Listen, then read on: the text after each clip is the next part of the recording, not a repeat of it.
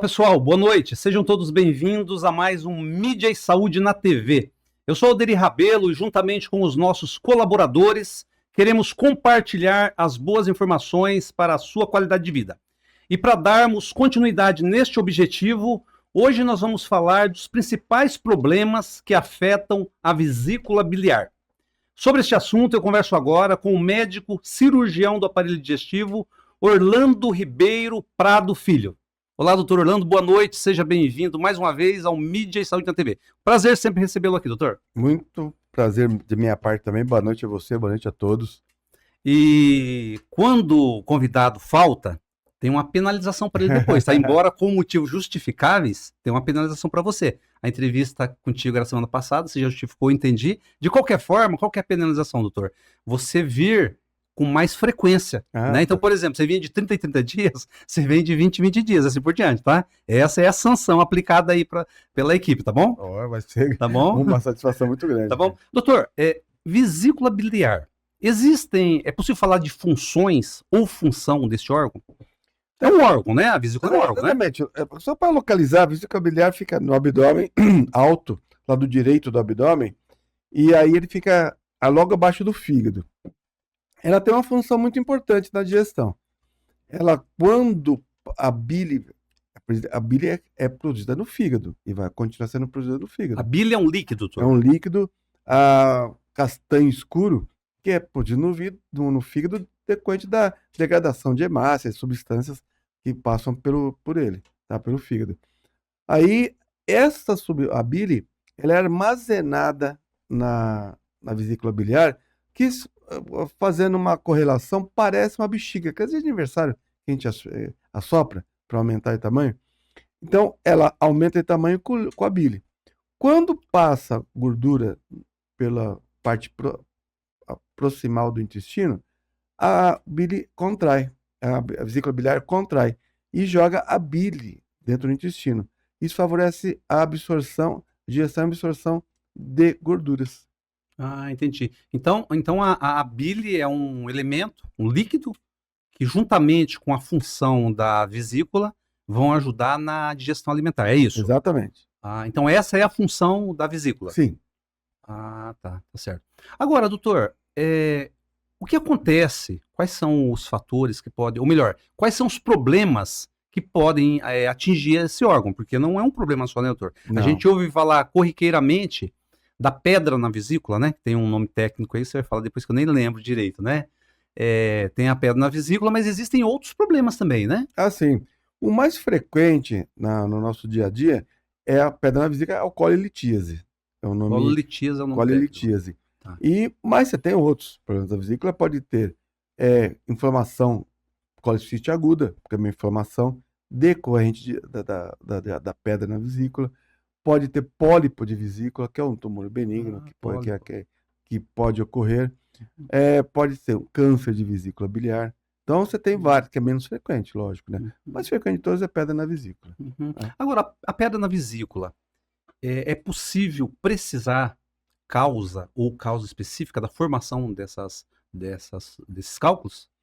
Olha, existe o paciente obeso, aumenta a incidência, a obesidade aumenta a incidência, e aí algumas distúrbios hormonais, tanto assim que ocorre mais cálculos de vesícula biliar na mulher do que no homem, porque as alterações hormonais que a mulher tem durante o ciclo hormonal da mulher. Então é mais frequente na população em geral a mulher ter pedra na vesícula do que o homem.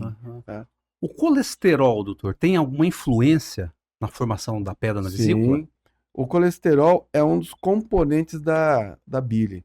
Então sais biliares, colesterol e lecitina, são 3 componentes básicos. E aí quando você tem um desequilíbrio de alguns desses componentes, você pode formar pedra. Ou sais biliares ou de colesterol, que são mais frequentes, ou os mistos. São 3 tipos básicos. Cálculos de colesterol, sais biliares e os mistos. A pessoa que foi constatado que um paciente tem pedra na vesícula, necessariamente ele vai apresentar sintomas, manifestações visíveis? 20% dos pacientes podem não apresentar nenhum sintoma. Ele pode ser um achado, por exemplo, vai fazer um ultrassom de abdômen por outra causa, tá? Investigação de outra causa. E achar a pedra na vesícula e o paciente não ter sintoma nenhum. Então, pode acontecer. Cerca de 20% dos pacientes pode acontecer isso. Tá? Agora, em termos de sintomas efetivamente comprovados, quais são? Basicamente, é dor lado direito alto do abdômen.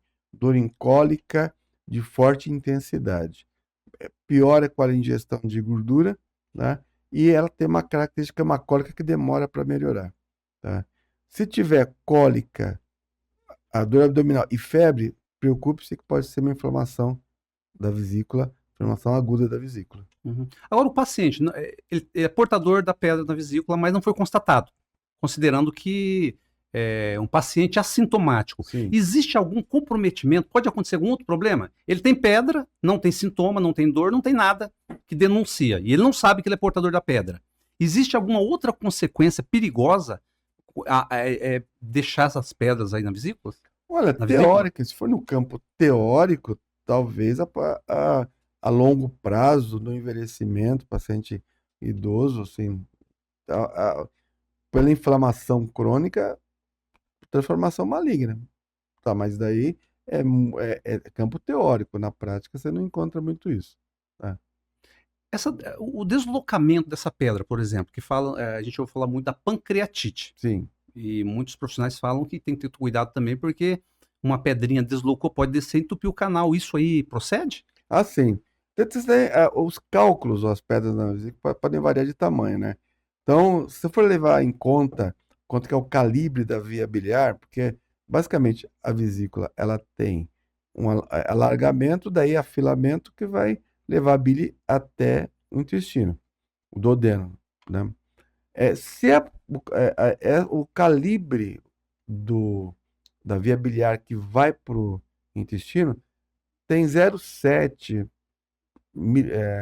centímetros. Então, menos de 1 centímetro. Então, vamos colocar assim, 0,7, 0,8 centímetros. Se tiver um cálculo, microcálculo, esse microcálculo pode migrar, menos que 0,7, 0,8 centímetros, migrar para a via biliar, entupir a via biliar, aí ele dá um outro problema, icterícia obstrutiva, colangite, tá? E aí pode a pancreatite aguda, também é outra complicação que pode ocorrer. É uma doença perigosa.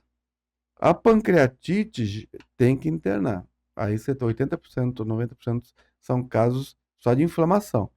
10 a 20% pode levar a quadros piores, até precisar de UTI. Então, pelo que eu entendi, os cálculos menores são mais perigosos e mais propensos a entupir o canal biliar, é isso? Sim. Se o cálculo é grande, maior que 1 centímetro, que seja, ele pode entupir a vesícula, sair da vesícula. Lembrar que a vesícula parece uma bexiga. Então, ele tem o alargamento e o afilamento. Naquela parte mais afilada, o cálculo maior que 1 centímetro pode entupir aquilo, levar a inflamação da vesícula. E daí o bile não consegue sair. E cálculos menores que 1 centímetro, vamos colocar assim, podem migrar para a via biliar. Então, doutor, quem é portador de pedra nos rins, cálculo nos rins, existem tratamentos, vários tratamentos inclusive, né? Cirúrgico, medicamentoso, enfim, uma série aí de tratamentos. No caso da vesícula é a mesma coisa ou não? Não, até se você for ver a história do tratamento da vesícula biliar, você vai encontrar algumas coisas, alguns tratamentos propostos na década de 80, século passado, isso, antes do advento da videolaparoscopia. Então, tentou-se fazer o mesmo procedimento, a litotripsia, que é aquela colocação de onda de choque bater para ali quebrar o cálculo. Só que lembrar que o cálculo renal, ele é uma via só. Ele sai do rim e vai para a bexiga. Então, cálculos, fragmentos menores. Se quebrar um cálculo na via biliar e ele ficar fragmentos menores, tinha uma complicação, que era esse cálculo menor obstruir a via biliar. Então, fez-se isso, tentou-se medicações para tentar dissolver a pedra. Dissolver, o termo correto seria esse, dissolver, mas são cálculos muito específicos. Lembra que eu te falei que são 3 tipos de cálculos. Cálculos biliares, mistos e de colesterol. Nos de colesterol, eles viam alguma possibilidade. Mas aí tinha as complicações, a migração do cálculo e entupimento da via biliar. Depois que começou a videolaparoscopia, aí caiu por terra todos esses tratamentos. Então, se você for ver na história, o tratamento existe. Daí, 1980, mais da década de 80. Tá, mas Né? isso então já Não, daí, foi superado. não, daí Hoje o já tratamento efetivo, então, é outro. quando a indicação, a videolaparoscopia, que é a retirada cirúrgica da É a vesícula cirurgia. biliar. Então quer dizer, tem que tirar o órgão, não é tratar as pedras, não é retirar as pedras. Não, tanto, Retira-se a vesícula. exatamente. Tanto assim, na década de 40, se for ver de novo a história da vesícula biliar, da colelitíase, da operação, década de 40, século passado, tiravam só os cálculos, Olha só. que valorizavam muito a vesícula. Daí viram que havia recidiva. Voltava a ter cálculos porque o órgão inflamado é a vesícula biliar. Doutor, agora você falou que a vesícula, ela tem função. Sim. Tá, então foi retirado o órgão. Como que fica? Quais são as consequências? O que acontece com o paciente? Como que ele convive sem vesícula? Porque se ajuda no processo de digestão e outras coisas que você comentou aí. Como que fica? A bile continua sendo produzida pelo fígado. Então isso daí não vai mudar. A diferença é que, dependendo, quando tem a vesícula, dependendo de passar no intestino delgado, a gordura, ela contrai. Então, por efeito hormonal interno, a contração da vesícula. Tá? Quando você retira, a bile fica continuadamente indo para o intestino. Então, a produção de bile não se altera. Ela continua. O problema das sinus pós-colestectomia, isso é muito frequente no passado. Tá? Tem descrições muito vastas sobre isso. Uma é aumento da frequência de evacuações, aumenta. Porque a bile dentro do intestino, você vai... Ela produz uma certa irritação no intestino. Então, o paciente pode ter aumento de frequência de evacuações, até diarreia. 5 a 10% dos pacientes podem ter diarreia crônica. Isso é raro, mas pode acontecer. Tá, é uma manifestação. Sim. Tá. Outra é uma dor, é um desconforto aqui na boca do estômago. Por quê? A bile caindo em maior quantidade, ela pode refluir para o estômago. E aí tá um pouco de queimação aqui na boca do estômago, tá? Aí você vai ter outras manifestações menores. Primeira semana você pode ter um pouco de desconforto, empachamento quando você vai se alimentar. Mas aí, geralmente, o intestino vai se acostumando, 4 a 6 meses volta ao normal. O geral, o paciente não tem nenhum transtorno depois da segunda semana digestivo. Tá? Então a tendência é ir se acomodando com a retirada. Sim. E voltar às funções normais. Exatamente. Então não tem algo mais grave além dessas manifestações? Não.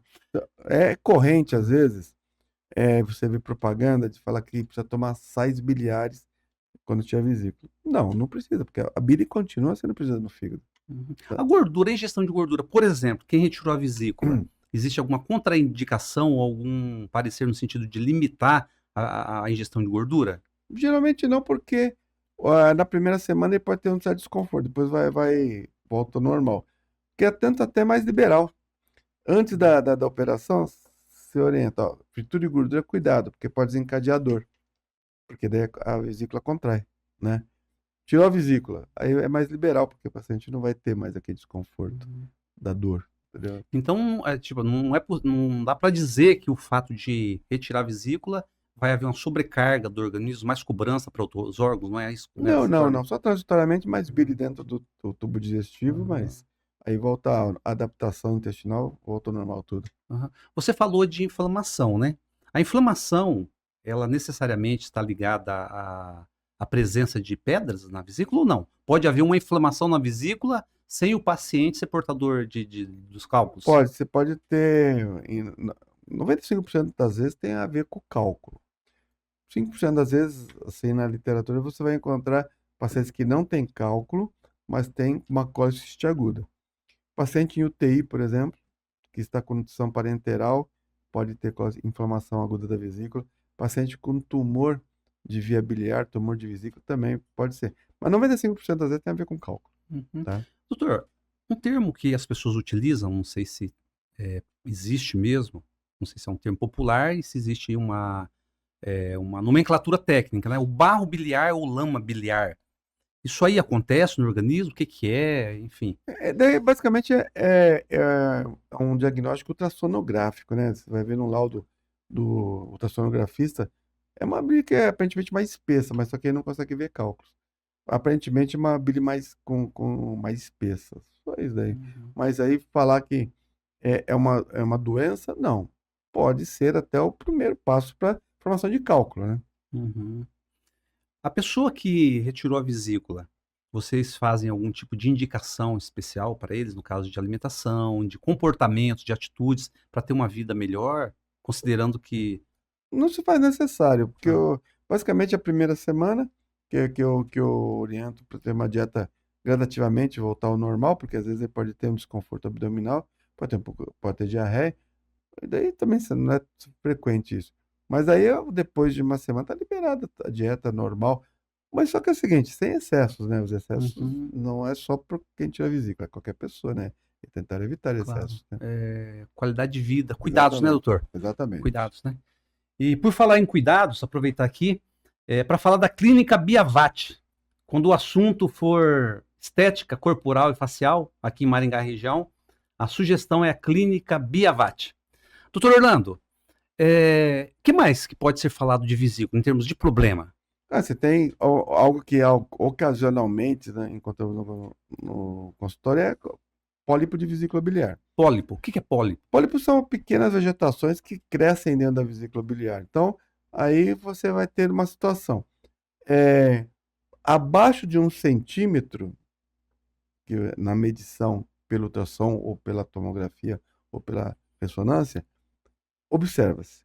Acima de 1 centímetro tem indicação de tirar a vesícula biliar, porque daí aumenta a chance de transformação maligna, quer dizer, transformação num câncer, tá? Então, daí é algo que pode acontecer, é um achado também no exame ultrassonográfico, você faz por outra causa, você encontra lá, tá? Nos pacientes com mais idade, a própria, como câncer de vesícula, que pode acontecer também. Daí, o paciente acima de 70 anos aumenta a incidência, mas não quer dizer que vai dizer aquele vai ter e outro não vai ter, não. É outro achado também, às vezes. Então, dá impressão. Você falou que se houve, comprovou que existe os cálculos, retira-se o órgão e resolve o problema. É isso? Isso. Aí você tem, Ah, tem uma situação assim. Você tem que separar paciente sintomático e assintomático. O paciente sintomático que tem dor frequente, esse daí tem indicação formal de operação. Colecectomia por videolaparoscopia, que é a operação padrão. No paciente assintomático, aí já não há um consenso. Falar consenso é o seguinte, ó, tem obrigação de operar. Eu sempre falo ao paciente, ó, não há, quando o paciente é assintomático, não há obrigação de operar, mas há um bom senso, porque esperar ter o sintoma de dor, aí talvez não seja muito agradável para o paciente. Então, eu coloco da maneira, não é obrigatório, mas é de bom senso tirar a vesícula. Porque hoje em dia, a operação, ela tem baixa morbidade, quer dizer, baixa complicação. Tipo de operação que o paciente interno de manhã, opera à tarde, uma noite no hospital, vai embora no dia seguinte. Ou algumas vezes pacientes com bom risco cirúrgico, opera de manhã, final da tarde está indo embora. é uma cirurgia relativamente simples, né, Sim, doutor? hoje em dia desde 1992. Doutor, mas isso aí que você comentou, acho que é muito importante nas pessoas que estão nos assistindo atentar para essa questão da retirada da vesícula, mesmo sem sintomas, né? Porque você falou que pode haver o deslocamento de um cálculo e gerar pancreatite, ou Sim, seja, esse deslocamento pode acontecer independente da dor. O que, que eu estou querendo, o pode. que, que eu tô querendo dizer com isso? Que o mais prudente constatou que tem a pedra é retirar independente da dor, Sim. não é? Eu, Porque eu, o eu- cálculo não está ligado, ou seja, o deslocamento do cálculo para o canal biliar não está ligado à dor, ao sim. sentir dor, não é isso? Ele pode ter Então, sintoma nenhum, dor nenhuma e já evoluir para pancreatite, pacientes assintomáticos. Daí pode acontecer. Sim. Então, por isso que eu falo que é racional pensar na retirada. Numa época que o paciente possa uhum. submeter a operação. É diferente da colite aguda, que é a inflamação aguda da vesícula. Que daí tem internamento, antibiótico e aí tem que fazer um tratamento mais agudo, retirada cirúrgica, né? Doutor, dizem que quem sofre de pedra na vesícula é uma dor insuportável, tem que haver internamento. É isso mesmo? É uma dor muito forte, muito intensa? Então, tem que separar cólica biliar, que o paciente tem a dor, ele vai no pronto-socorro, toma antiespasmódico, e aí melhora e vai para casa, Hum. tá? Mas ele vai ter, talvez, outras vezes. A colicistite aguda, ela tem um caráter mais duradouro de dor. Então, ela tem um platô de dor mais alongado. E muitas vezes tem que tomar analgésico mais forte. Então, a dor pode caracterizar tanto a cólica biliar, que é algo que você pode medicar e ir para casa, como a colite aguda, que merece internamento. Tá, mas a cólica biliar não é decorrente do cálculo? Sim. É outro problema? Sim, não, Ah. Os dois estão no caminho de cálculo. Os dois. Só que a intensidade da dor a é complicação intensidade. diferente, entendeu? Um é Entendi. cólica biliar, que daí você pode medicar e ir para casa. O Uhum. paciente dando exames laboratoriais normais, assim. Agora, com a colite aguda, tem uma dor um pouco mais, com uma persistência maior, daí merece internamento. Logicamente vai ter outros achados lá, né? Entendi. No exame Ô, físico. doutor, agora, existem tipos de cirurgias ou não? Para proceder diante da retirada? O básico num paciente eletivo, quer dizer, que você programou a operação, paciente com bom risco, é a retirada cirúrgica por videolaparoscopia. São 4 furos na parede abdominal, 2 de 1 centímetro, 2 de meio centímetro. Retira-se a vesícula biliar, uma operação que demora 30, 40 minutos, tá? Agora, quando é uma urgência, isso daí a gente trata no pronto-socorro, então o paciente vai para a urgência, tem, por exemplo, chamado empiema de vesícula, pus dentro da vesícula biliar, que daí pode ocorrer. Aí você tem pode começar por videolaparoscopia, que é, mas às vezes precisa fazer uma incisão na parede abdominal para tirar a vesícula. Então, dependendo da intensidade da complicação, vai mudar a via de acesso. 95% das vezes é videolaparoscopia. Então, quer dizer, a cirurgia aberta, embora seja num percentual menor, mas pode ser que seja necessária ainda. Pode ser, no paciente de urgência, com complicações maiores, pode ser necessário. Uhum. E daí, se tirou a vesícula, depois que tirou, para a vida normal, voltar à vida normal, existe um tempo, exercícios, trabalho, enfim, retirou a vesícula, fez pela vídeo. Eletiva, Isso, assim, pela videolaparoscopia. geralmente a orientação que eu faço é a seguinte: o paciente vai embora para casa no dia seguinte. Então, opera num dia, dorme no hospital, outro dia espera almoçar, vai para casa. Eu já oriento, ó. Você pode andar, pode subir, descer a escada. Se quiser dirigir, você pode até dirigir. Só não pode fazer esforço físico. Quanto tempo? 2 a 3 semanas. Por quê? Não é nem por causa da retirada da vesícula aqui, esse cuidado. É porque, por causa das incisões que nós fazemos no abdômen, pode ter hérnia num desses cortes. Então, daí, se esperar umas 2 a 3 semanas para fazer atividade física, sim, você pode estar liberado. Mas, por exemplo, pode fazer caminhada, pode dirigir, subir, descer a escada, pode andar. Não é para ficar deitado, por videolaparoscopia. Muda de figura um pouco quando é aberta, né? Que daí começa o repouso maior. Doutor Orlando, a vídeo, claro, é visível, né, a relevância, a importância, o quanto simplificou, né, as cirurgias, né? Mas internamente falando, existe um trauma maior em comparação a outra cirurgia? Não, Ou não? minimamente, é minimamente invasivo, né? Ah. Ela se enquadra nas operações minimamente invasivas. Então, você tem menos incisão abdominal, menos trauma cirúrgico, menos processo inflamatório e recuperação mais rápida.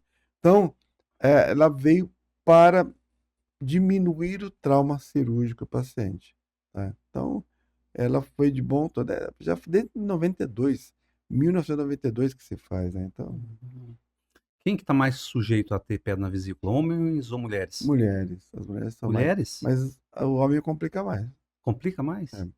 Porque você vai ter uma coisa, geralmente o homem tem um problema, né? Ele vai procurar quando a Já situação está estourando, né? já não Já está está, arrebentado, né? Então, você tem uma situação que já passou um pouco daquele melhor momento, né? No homem. A mulher não, ela tem já uma cultura de cuidados, né? Ginecologia, tal, essas coisas assim do tipo. Então ela vai procurar com mais antecedência o auxílio médico, né? Já o homem já vai deixando um pouco mais, então complica mais. As complicações mais frequentes são em homem. A incidência, como que você classifica aí a incidência desse problema e no teu dia a dia, como que você... São várias cirurgias que você faz, Eu não né? sei, eu vou te falar qual a distribuição Mas aqui no Brasil. é alta, média? Não é alta. É alta? A frequência no consultório é alta, porque todo dia, no mínimo, um paciente vai lá para se consultar sobre isso. E já passou pelo pronto-socorro, já vai lá, melhorou e você quer operar. Ou então tem um achado no ultrassom, o exame que foi feito. Então, todo dia tem um paciente. Tá? Uhum. É a operação eletiva mais realizada no Ocidente. Tá? Então, Mais realizada? é a operação eletiva mais realizada no Ocidente. Então, você tem, todo dia você vai ter um paciente sendo operado. Tá? Então, muito frequente. A hereditariedade, fator genético, pesa de alguma forma? Tem alguma influência na formação de cálculo biliar? Até tem, porque pacientes que têm dislipidemia, por exemplo, você vê problema familiar. Dislipidemia é colesterol, triglicéridos aumentados, né? Então, se paciente diabético. Então, você tem, isso daí tem um componente genético associado. E eu vou te falar uma causa agora que é informal, eu não consegui pegar informação da literatura, mas eu vendo e meus colegas vendo. O uso Monjaro. Monjaro. Então, você tem uma paciente que um ano não tinha cálculo na vesícula, usou e no ano seguinte teve. Isso daí talvez seja um efeito direto da medicação, mas também tem outro efeito indireto. Você começa a mobilizar muita gordura. Esse colesterol em grande quantidade passando pelo fígado vai fazer duas coisas. Esteatose hepática vai aumentar a gordura no fígado e pode aumentar a chance de cálculo de colesterol na vesícula. Então, só por essa mobilização de gordura. Doutor, as pessoas citam o colesterol como um elemento nocivo, um vilão, né? Mas o colesterol ele tem uma função importante também no organismo, né? É importante, ou melhor, esclarecer do excesso de colesterol, né? Que é algo nocivo, tem que ser tratado, né? Mas da importância do colesterol em níveis equilibrados, não é isso? Nossa, nós precisamos muito do colesterol. Muitos dos hormônios importantes para nós têm base no colo de gordura e do colesterol. Então, sim, é importante. A perda de colesterol não é uma doença. A doença é o excesso dele. E de triglicerídeos também. Mas tem que separar também o colesterol. Tem o colesterol bom, que é o HDL, e o ruim, que é LDL. O HDL alto protege o coração. Então, não é demonizar o colesterol, não. É importantíssimo para nós. E eu acho que essa palavra que você usou, demonizar, acho que tem pessoas que demonizam tanto que até falam assim, usam até um termo totalmente equivocado. Por exemplo, eu tenho colesterol. Eu ouço direto isso aí. Sim. Quer dizer, todos nós temos colesterol, Sim. né? Agora a questão é saber se esses níveis estão desequilibrados e tratar, né, doutor? Exatamente. Porque daí também não é só a questão. O excesso pode comprometer vários órgãos, inclusive o coração, né? Sim, com certeza. Deposição de gordura nas coronárias aumenta a chance de infarto. Você tem vários... A aterosclerose, que é a obstrução de pequenas e grandes artérias, sabe? Então, você pode ter problemas. Doutor, agora uma questão, aquela velha máxima, se correr o bicho pega, fica o bicho come, né? O camarada usa o colesterol, a rosuvastatina, a simvastatina, para controlar, mas esse medicamento também, ele tem efeitos adversos, né? Nenhuma medicação é isenta de efeitos adversos. Aí vou falar algo que é... A diferença entre o remédio, a dose terapêutica e o veneno é a dose. Então, você pode ter remédios muito bons, mas só que a longo prazo e dependendo da dose, pode ser nocivos. Agora, partindo do princípio das coisas naturais, de alimentos saudáveis, que é o que vocês preconizam, né? Sim. Exercício físico, controle emocional, alimentação saudável, enfim. Existe comprovadamente algum tipo de medicamento natural, alimentos que podem... Que as pessoas falam, berinjela ajuda a reduzir o colesterol, limão. Existe uma comprovação, doutor? Ou fica em nível de folclore, de especulação? O que você tem a dizer sobre isso? Eu diria assim, como eu não domino essa área, eu vou preferir evitar não dar opinião, porque realmente eu não sei em termos alimentares.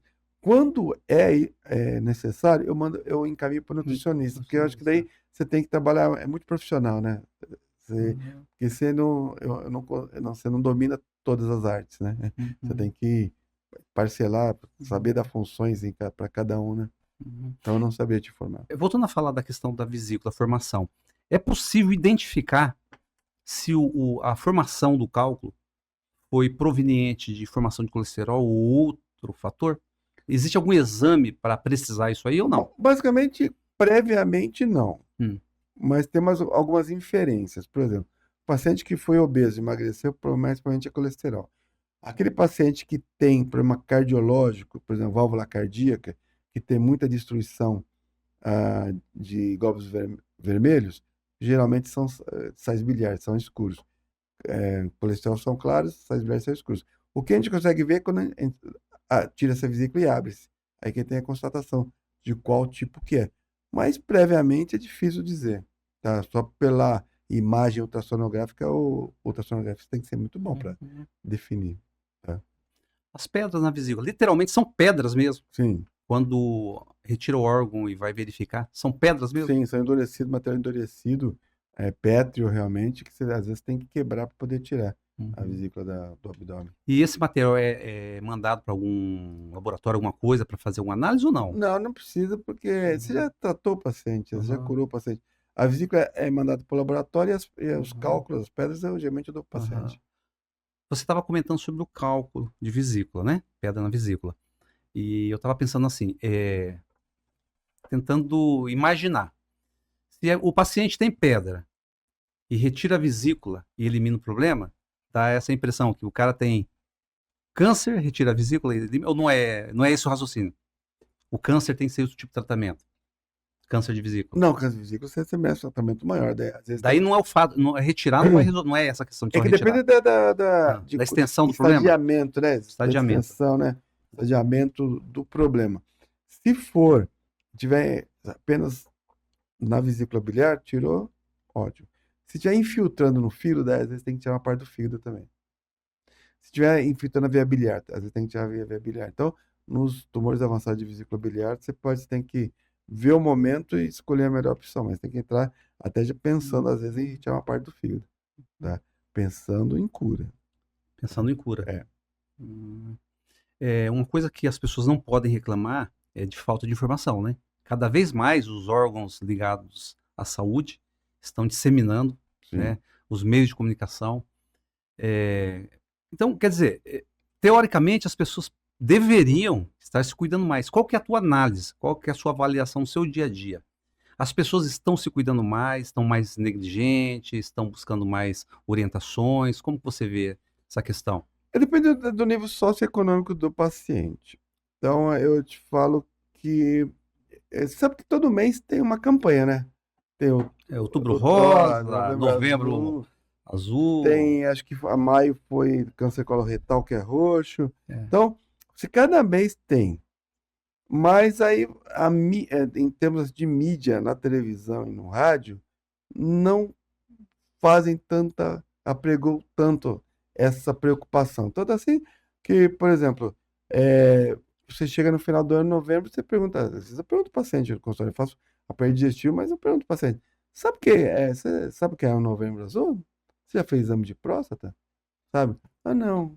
Então, você tem algumas situações que realmente a informação melhorou, mas às vezes não chega à população-alvo.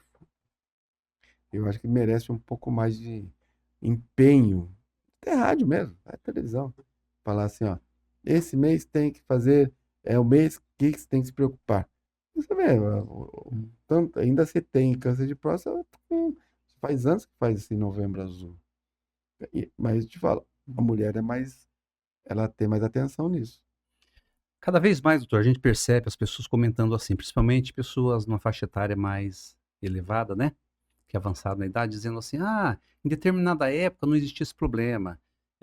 Estão aumentando muito os problemas e as doenças. Você concorda com isso? Está aumentando o número de doenças ou não se havia forma de diagnosticar de maneira precisa? Porque hoje, né, é um aparato aí, né, um arsenal de recursos para identificação de problemas, inclusive exames de imagem, né? Sim. Então não é só o olhar clínico, que também é importante, mas junto com o teu olhar clínico de médico, você tem inúmeros recursos para confirmar um determinado problema. Qual que é a sua opinião? Os problemas estão aumentando? Naquela época, como usam aí, não existia? Ou não se constatava, não tinha como diagnosticar precisamente? Acho que é a segunda opção. Eu acho que não se constatava, não se diagnosticava, morria porque nó nas tripas. Então, você não sabia por quê. Então, hoje é mais fácil, você tem mais condições te fez diagnóstico, mas logicamente você tem que pensar que existe o problema, né? Então a formação médica é importante aí também, né? E aí eu vou abrir um parênteses até para formação médica que Claro. hoje em dia não está alcançando a necessidade que você tem mesmo, a população precisa, sabe? Você tem que pensar na doença, pensar que existe o problema. Aí você vai pedir o exame para investigação. Se você não pensar, por exemplo, hoje em dia é pedra na vesícula. Se o paciente vai no pronto-socorro, às vezes só medicado. Então, um Buscopan, eu até falei o nome da medicação, né? Mas você dá um remédio para um antiespasmódico, você dá um remédio para vômito, hidrata, tchau. Não faz mais nada. Então, você tem ainda isso aqui, mas ninguém acontece isso. Então, apendicite aguda, só falando de outra doença. Então, quantos casos que passam pelo pronto-socorro de alguns locais aí não faz diagnóstico? Daí, quando chega um paciente com sintomas mais avançados, com complicações. Então, você tem que ter quem avalie primeiro, que pense na doença, que tem interesse em investigar, daí pedir exames. Aí são fases que um depende do outro aí, né? Parece, doutor, não sei se é isso, mas dá a impressão que a formação talvez está deixando um pouco a desejar, talvez até em função desse arsenal de recursos. Talvez estão delegando muito, não todos, é claro, nenhuma parte está delegando muito a um exame de imagem em detrimento da avaliação precisa do médico. Que, como você falou, os dois são importantes, evidentemente, o olhar clínico, o tato, a expertise do médico, juntamente com o exame de imagem, ok. Mas delegar ou pede-se muito exame, às vezes nem examina o paciente, não tem um... Como assim, né? Então, mas o pedir exame, eu acho que pode ser um desperdício. É um desperdício de recursos, concordo contigo. Mas o pior é você não pensar e não pedir nada. Só medicar e já. O problema não é meu, sabe? Esses dias eu estava até falando que eu fui passear no hospital um domingo à noite, fui ver um paciente. Aí, você foi domingo à noite, paciente. Olha, eu quero tratar o paciente como eu gostaria que me tratassem. A mesma atenção que eu dou, eu queria que dessem para mim. Então, hoje, você, às vezes, não, o problema não é meu. Pronto-socorro, assim, o problema não é meu. Medica, tchau. Então, eu acho que não é formação médica, também é formação familiar também, né? Formação familiar.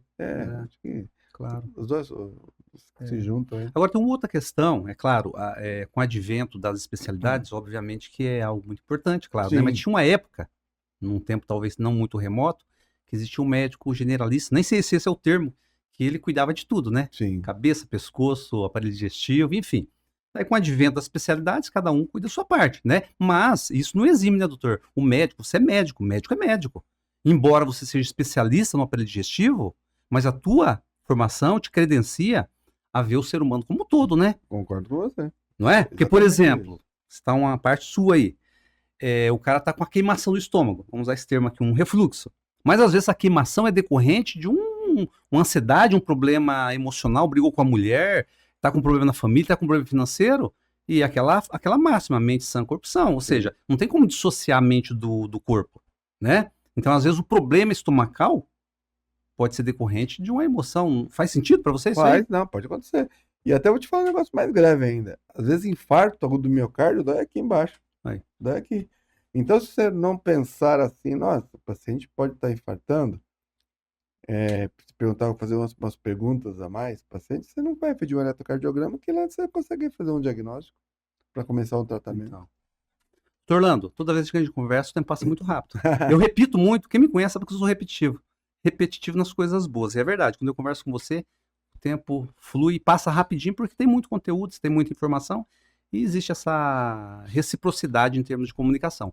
Está acabando nosso tempo, mas fica sempre o convite, e como você foi penalizado, porque você não veio semana passada, embora é um motivo justificável, tá? E quero que você venha mais rápido aí para a gente conversar. Muitos temas importantes e o objetivo é esse, tá? Ajudar as pessoas a desfrutarem de qualidade de vida.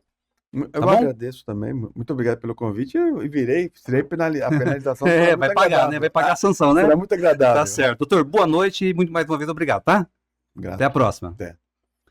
Pessoal, Mídia e Saúde na TV está terminando por aqui, mas nos encontramos na próxima quarta. Não deixe de acessar nossas redes sociais e se inscrever no canal Mídia e Saúde na TV. Um forte abraço e até a semana que vem.